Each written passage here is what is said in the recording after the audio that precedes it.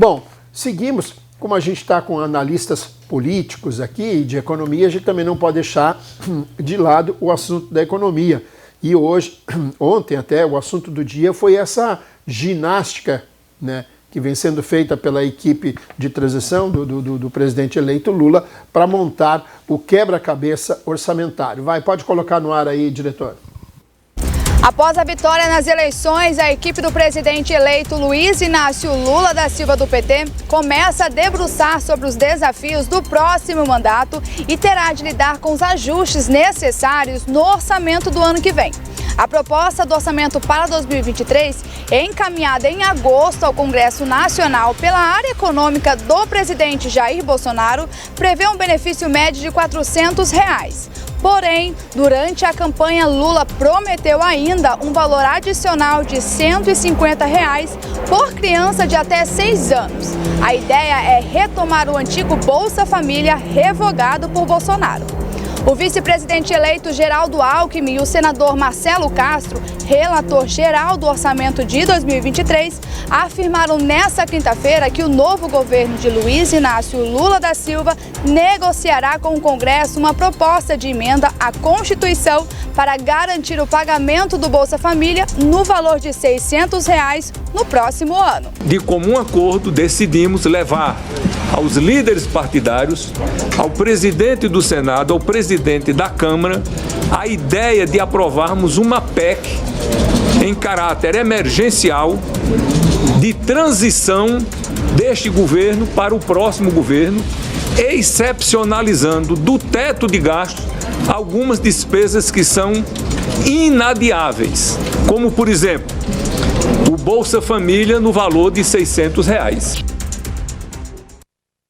Muito bem. Bom, aqui a gente tem um tema, né, que precisa... O comentário inicial tem que ser de 2 especialistas. Como a lei da física não permite que os dois falem ao mesmo tempo, eu vou começar falando da questão econômica e depois da política com o João Paulo, primeiro a econômica com o Otacílio. Otacílio, vai existir essa ginástica mesmo para o governo conseguir honrar os compromissos? E hoje se fala muito nessa questão da manutenção desse auxílio de R$ 600, a gente vai ter a questão dos combustíveis já em breve, e aí? Então, Cícero, né, realmente o governo vai ter que fazer aí nos próximos anos, não é só o ano que vem não, nos próximos anos aí, um malabarismo muito grande para fechar a conta, né? Ele vai ter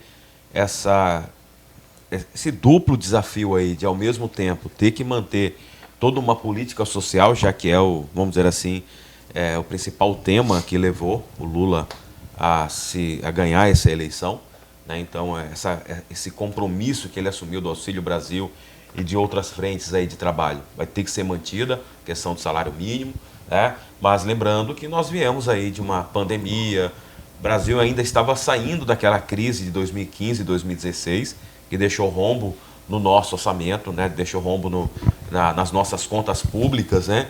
E aí nós temos esse grande desafio de como atender todas essas demandas, né? Investir principalmente, o Brasil perdeu capacidade de investimento nos últimos anos, isso é bastante preocupante, né? Isso é bastante preocupante. Muita gente fala, o agronegócio já era, né? E vai tender a prejudicar ainda mais o governo. Eu não vejo isso, muito pelo contrário. Essa semana fiz levantamento aí do IBGE e peguei reportagem da época, né, de 2003 para frente. A gente observa lá, por exemplo, que os programas que alavancaram a produção de soja no Brasil ocorreu justamente no governo do PT. O governo Lula, quando assumiu, o Brasil não produzia sequer 50 milhões de toneladas de soja. Quando o PT deixa o governo, nós já temos mais de 80 milhões de toneladas de soja. Quase duplicou a produção. Hoje tem 130 milhões, tranquilo, beleza. É a tendência a evoluir. Foi o PT que autorizou a produção, a aplicação do transgênico no agronegócio. Foi também o próprio PT, né, o governo do PT, que criou o programa agroenergético. Foi no governo PT que Rondônia se tornou livre de febre aftosa e passou a exportar em 2004. Né? Então eu não vejo nenhum problema da questão do PT em relação ao agronegócio, muito pelo contrário. né? Eu acho que tem muito a ser beneficiado. O problema é que nós temos essa visão de que para aumentar a produção agrícola e pecuária temos que ter mais terra, temos que invadir terra indígena, temos que acabar com a área de preservação. Isso é besteira. O quanto de terras improdutivas que já são privadas que nós temos aí, é só colocar essa terra para produzir. Nós temos muita ociosidade, né? Nós temos muita terra, a nossa capacidade de terra legal para a produção que nós temos aí não está cumprindo o seu papel social. É só fazer ela cumprir o seu papel social de que é produzir alimento para a produção. E isso foi feito no governo do PT, isso foi feito em vários outros governos, né? No governo lá atrás, eu vejo, por exemplo, o Zineiro atacando os governos de esquerda, inclusive o FHC, que perdoou a dívida para eles, né? Então, eu não vejo nenhum retrocesso nisso aí. Negócio de Brasil virar Venezuela, virar uma Argentina, é só comparar os modelos econômicos de cada país, a estrutura produtiva não se compara. A Venezuela só tem um produto, né, que é petróleo, não tem outro, e aí atacou o petróleo deles ali, já era. A Argentina, o produto que ele exporta é o mesmo que ele consome, não é igual ao Brasil. O Brasil, além de produzir carne bovina, produz carne suína, produz carne avícola. O Brasil não come somente carne de boi, né? A Argentina só come carne bovina. Agora, recentemente, caiu. O pessoal, caiu o consumo de carne per capita na Argentina para 68 quilos. O Brasil está consumindo 25, né? Por quê? Porque nós temos outras fontes de proteína e o Brasil tanto produz para si quanto exporta. Veja a exportação do Brasil de carne suína, de carne avícola. O Brasil consome peixe, né? Então o Brasil tem uma diversidade. O Nordeste consome carne de carneiro, de bode. Então jamais teremos essa possibilidade de virarmos a nossa pauta de produção e de exportação. Ela é muito ampla. Produzimos, exportamos minério, petróleo, que mais aí? Soja, algodão, milho. Não se compara com a Argentina, não se compara com Venezuela.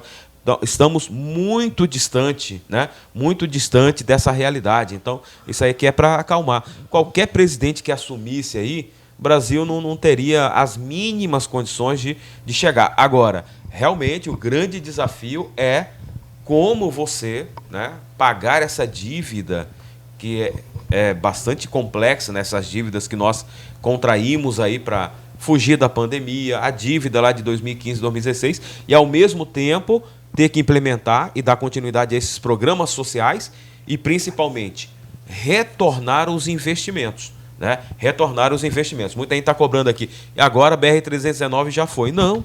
O governo Lula tentou, em vários momentos, fazer a rodovia 319. Né? Voltar a fazê-la, né? Que é importante para nós aqui. Seria um novo ciclo de desenvolvimento para a nossa região, né?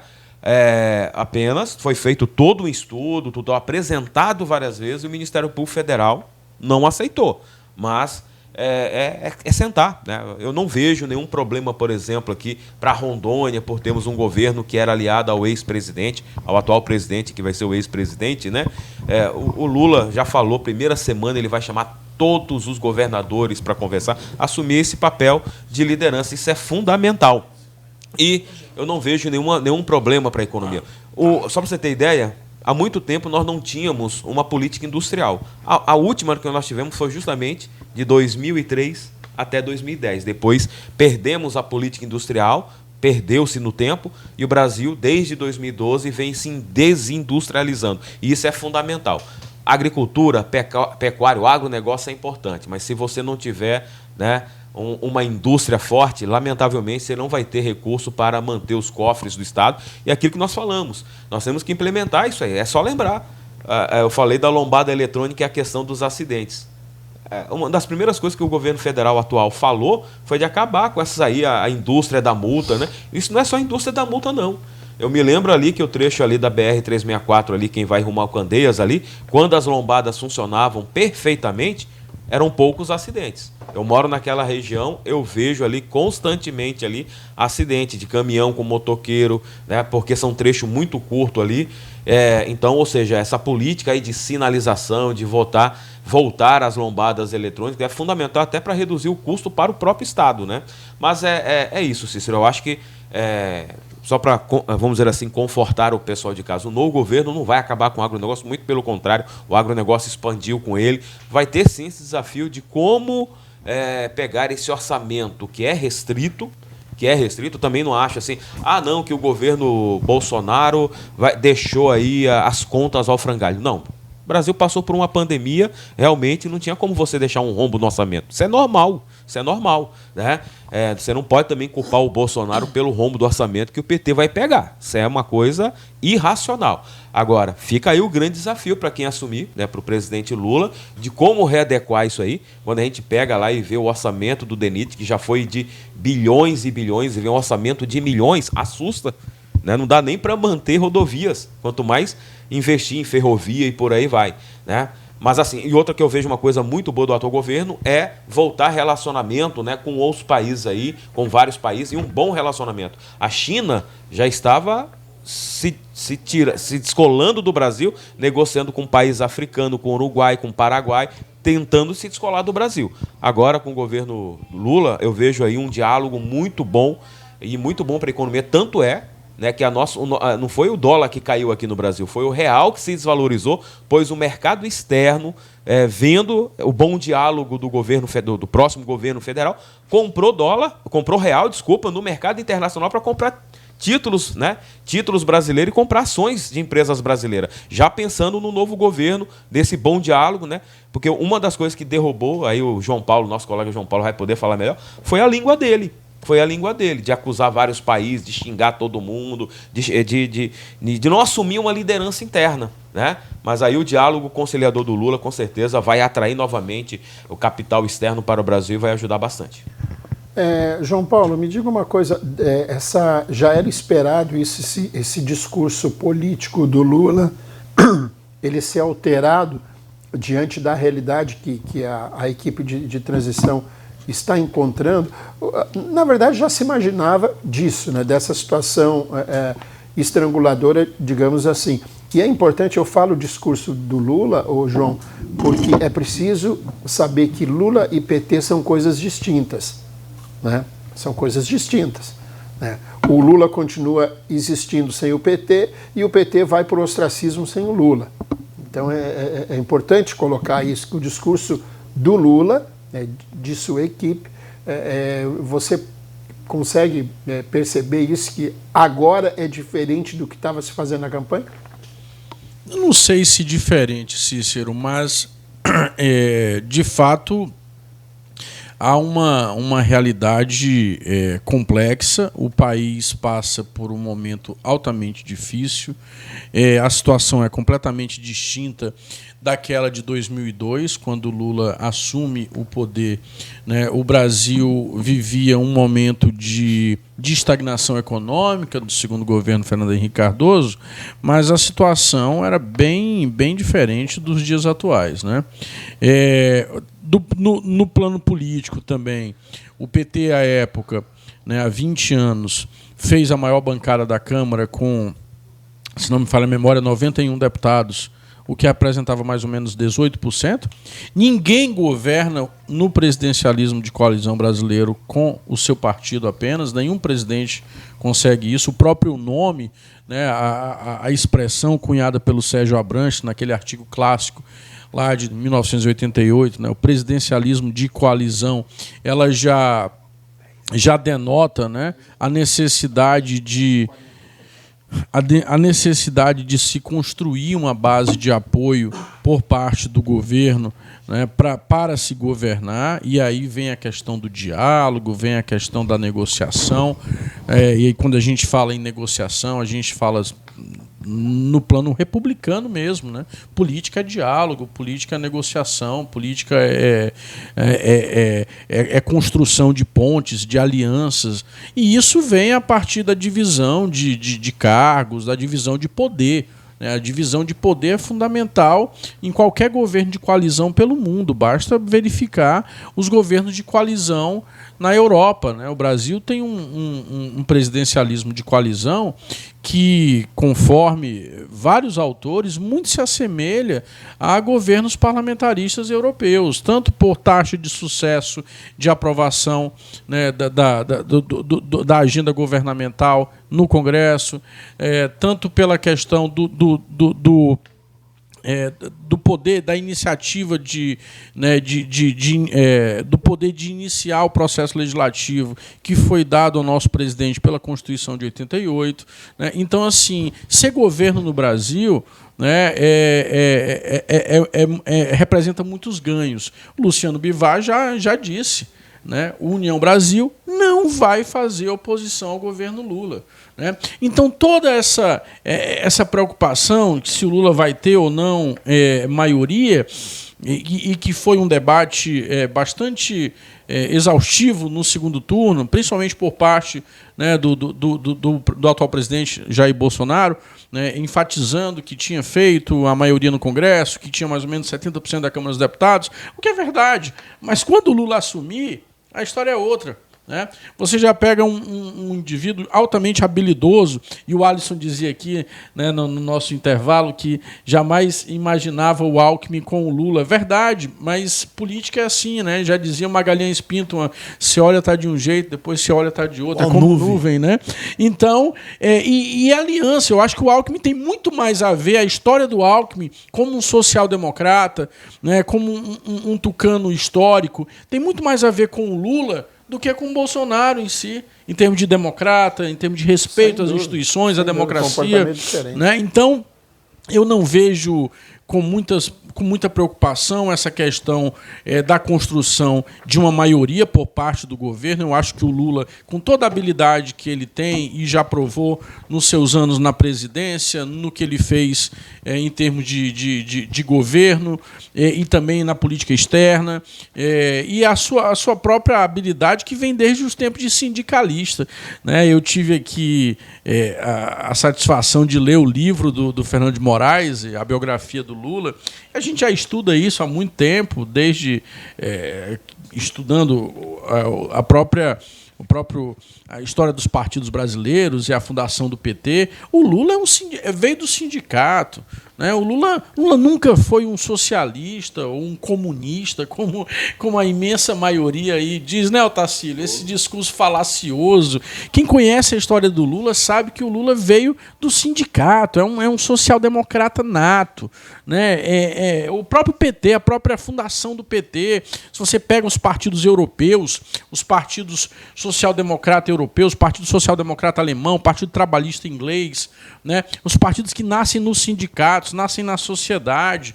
Né? Então, assim, sinceramente, Cícero, não vejo com muita preocupação essa questão da construção de alianças e de maioria por parte do PT. Eu acho que deve sim ser observado os erros do passado. Né?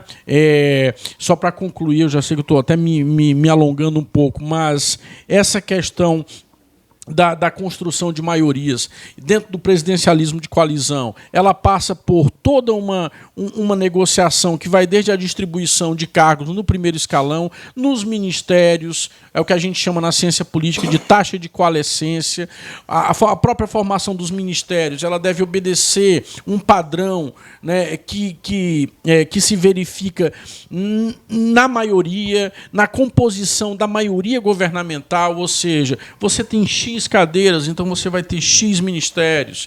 Então, essa composição, né, que é fundamental dentro do presidencialismo de coalizão, ela deve ser obedecida também dentro do governo Lula. Eu acho que muitas vezes a gente se depara com um discurso falacioso, antipolítica, inverídico, que é essa questão de que vai politizar os ministérios, vai trocar cargos, como se isso representasse corrupção em si ou um mal, mas não. Se a gente pega esses governos europeus, os governos parlamentaristas, a maioria dos países europeus que têm um regime parlamentarista e são multipartidários, são governos multipartidários, elas obedecem a esse critério da divisão de cargos, da construção de coalizões de governo. Isso é republicano. Né? Então, eu acredito que hoje certamente o Lula está muito mais experiente, né, do que do que em 2003, quando ele toma posse para o primeiro mandato, né? A sociedade já mostrou que não tolera mais os erros do passado. O PT, o Brasil viveu aí anos de antipetismo, principalmente depois do impeachment de Dilma, e hoje a sociedade está dividida, a polarização continua, isso é evidente. Fazendo só uma ressalva, a polarização é altamente benéfica, né? Nós vivemos 20 anos de polarização e de grandes avanços com PT e PSDB, mas essa polarização radicalizada e violenta é algo que a gente não quer para a nossa sociedade. E isso se acirra desde 2018. Aqui no nosso estado há um domínio muito forte de uma ultradireita, de uma direita ultraconservadora. Eu acho que isso também, a partir do momento em que, principalmente com a ida do União Brasil para a base do governo, se o Luciano Bivar realmente, se o que ele falou se concretizar, eu acho que a gente tem aí que construir pontes. E já pensou o Marcos Rocha num palanque com o Lula? Né? Tudo é possível. Então, a política é como nuvem, de repente a gente olha e está de um jeito, de outro, né? Então é isso, é construir pontes e esperar. Eu acho que a partir dessa transição a gente vai ter aí uma noção melhor de como vai ficar a composição do Congresso e a própria construção da base de apoio governamental.